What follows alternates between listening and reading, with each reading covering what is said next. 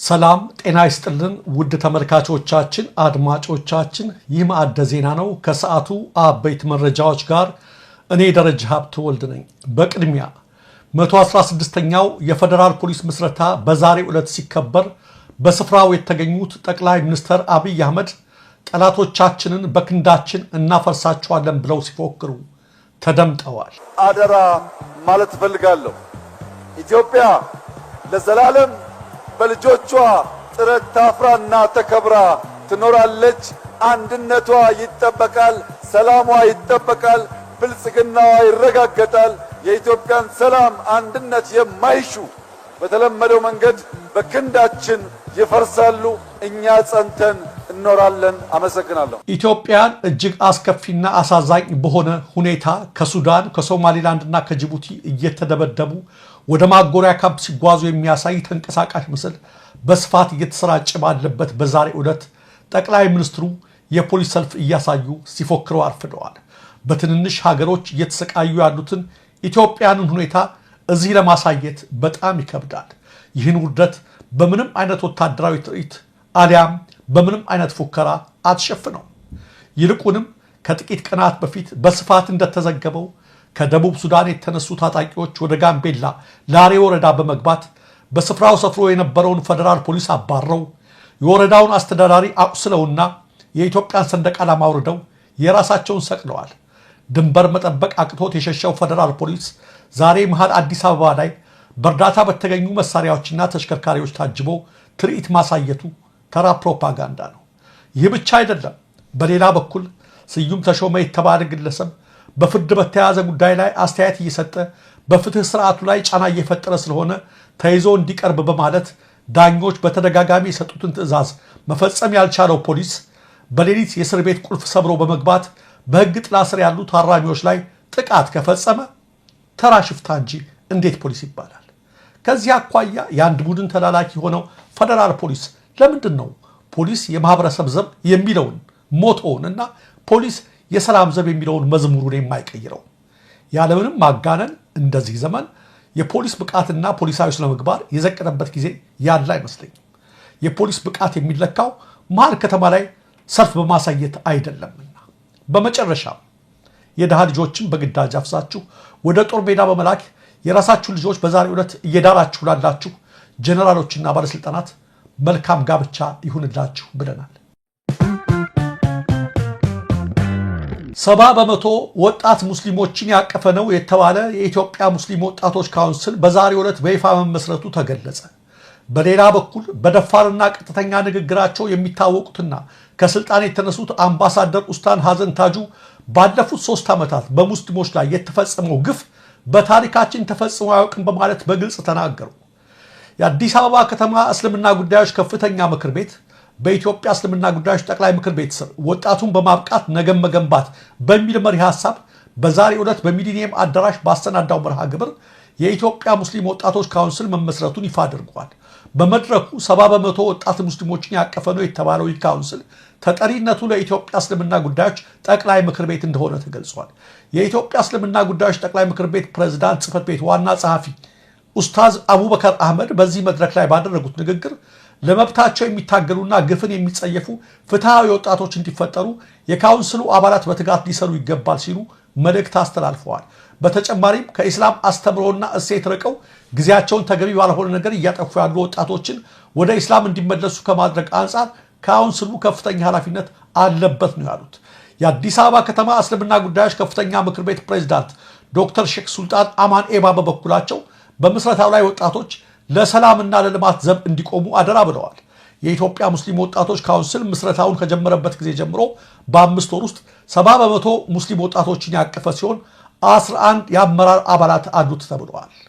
ይህ በእንዲህ እንዳለ በግልጽና በቀጥተኛ ንግግራቸው የሚታወቁትና በቅርቡ ከስልጣናቸው የተነሱት አምባሳደር ኡስታዝ ሀሰን ታጁ ከሀሪማ ቴሌቪዥን ጋር ባደረጉት ቆይታ ባለፉት 3 ዓመታት በኢትዮጵያ ሙስሊሞች ላይ የተፈጸመው ግፍና በደል በኢትዮጵያ ታሪክ ተፈጽሞ አያውቅም ብለዋል። ራን የተደረገው የኢትዮጵያን ሙስሊም በአንድ ሴክት የማጥመቅ ጥረት ነው የተደረገው እና ጨካኝ በሆነ ሁኔታ ምናልባት በኢትዮጵያ ታሪክ ብዙ ግፎች ተፈጽመዋል በሃይማኖት ምክንያት በክርስትናውም ክርስቲያን ለክርስቲያን ክርስቲያንና ሙስሊም በተደረጉ እንትኖች በብዙ ግፎች ተፈጽመዋል። በጣም ጎልቶ የሚታየው የዮሐንስ ዘመን ግፍ ነው።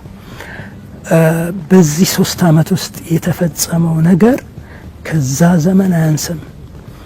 ይህን የአምባሳደር ኡስታዝ ሐሰን ታጁ ገለጻ ተከትሎ የብልጽግና ደጋፊ የሆኑ አንዳንድ አካላት በማህበራዊ ትስስር ገጻቸው በአምባሳደሩ ላይ ዛቻ እስከ መሰንዘር የደረሱ ሲሆን የአምባሳደሩን ንግግር የተጋሩ በርካቶች ደግሞ ድጋፋቸውን እየገለጹላቸው ይገኛሉ።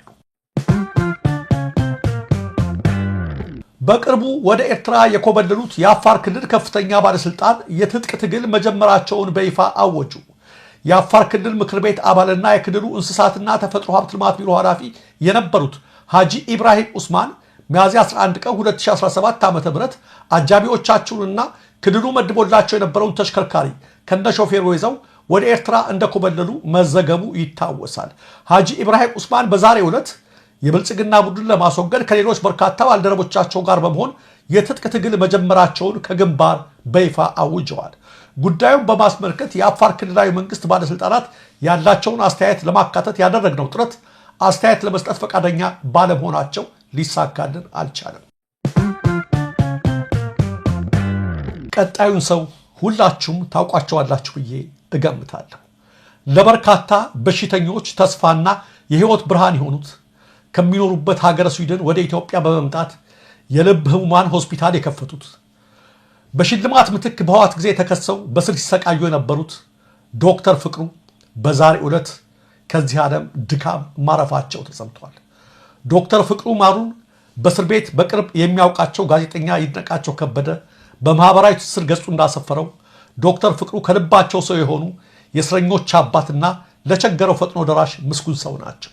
ዶክተር ፍቅሩ ማሩ በሙያቸው ህዝባቸው ከማገልገል በተጨማሪ በኢትዮጵያ ብቻ ሳይሆን በምስራቅ አፍሪካ የመጀመሪያ የሆነውን ሆስፒታል በአዲስ አበባ እንዲከፈት አድርገዋል።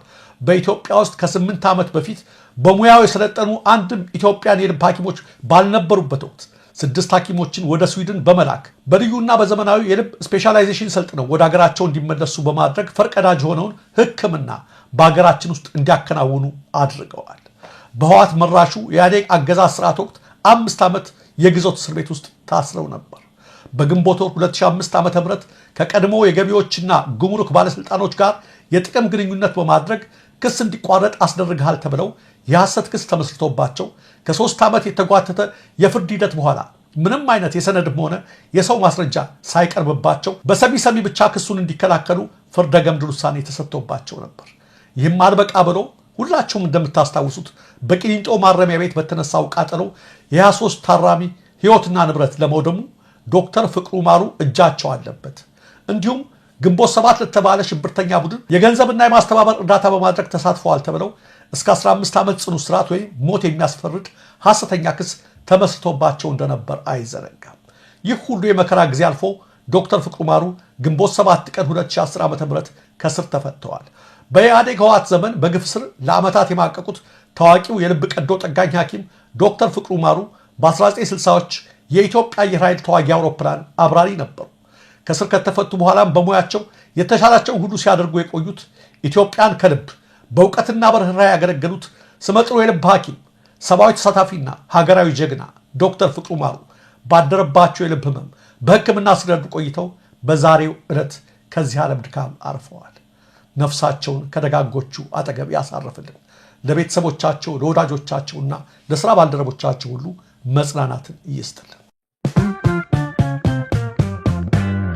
እስራኤል በዋና አየር ማረፊያዋ የደረሰባትን የሚሳኤል ጥቃት ተከትሎ በየመን ሁቲዎች ላይ የአጸፋ እርምጃ እንደምትወስድ አስጠነቀቀች። የእስራኤል ጦር ከየመን የተተኮሰ ሚሳኤልን ለመጥለፍ እንደሞከረ መግለጹን ተከትሎ የአገሪቱ ፖሊስ በአገሪቱ ዋና ዓለም አቀፍ አውሮፕላን ማረፊያ አካባቢ ተጽዕኖ ያለው አደጋ መድረሱን አስታውቋል። ከየመን የሁቲ አማጽያን የተሰነዘረ ነው የተባለው ጥቃት በእስራኤል ዋና አየር ማረፊያ ላይ ጉዳት ባያደርስም በአካባቢው ግን ለ6 ሰዎች መጎዳትና ለበረራ መስተጓጎል ምክንያት ሆኗል ነው የተባለው። ይህን ተከትሎ የእስራኤል ጠቅላይ ሚኒስትር ቤንያሚን ኔታንያሁ ለጥቃቱ ሁለገብ ምላሽ እንደሚሰጥ አስጠንቅቀዋል። በቴል አቪቭ ቤን ጉሪዮን አውሮፕላን ማረፊያ አካባቢ ያረፈው የሚሳኤል ጥቃት ከየመን የተተኮሰ እንደሆነ የእስራኤል ጦር ማረጋገጡን ገልጾ ሚሳኤሉን ለመጥለፍ የተደረገው ሙከራ እንዳልተሳካ አስታውቋል። በመጨረሻም ተመልካቾቻችን፣ አድማጮቻችን በመጪው ቅዳሜ የኢሳን ገቢ ማሰባሰቢያ ይደረጋል። ይህ ፕሮግራም የሚተላለፈውም በኢኤምኤስ የዩቲዩብ ቻናል ይሆናል። ስለዚህ ከወዲሁ ሁላችሁም የስነ ልቦና ዝግጅት እንድታደርጉ እንዳትረሱ። የፊታችን ቅዳሜ በኢኤምኤስ የዩቲዩብ ቻናል የሚተላለፍ የኢሳን የገቢ ማሰባሰቢያ ይኖረናል። ውድ ተመልካቾቻችን፣ አድማጮቻችን ስትከታተሉት የነበረው የሰዓቱ የማዕደ ዜና መረጃዎች እነዚህ ነበሩ። ለትክክለኛ ለወቅታዊ ለፈጣን መረጃዎች እንዲሁም ለቁም ነገር አዘል ዝግጅቶች ማዕደ ዜናን ይከታተሉ፣ ሰብስክራይብ ያድርጉ። ኢትዮጵያ ሀገራችን፣ ምስራቅ አፍሪካችን በሰላም በአንድነት በሞገስ በነፃነት በፍቅርና በክብር ለዘላለም ይኖሩ።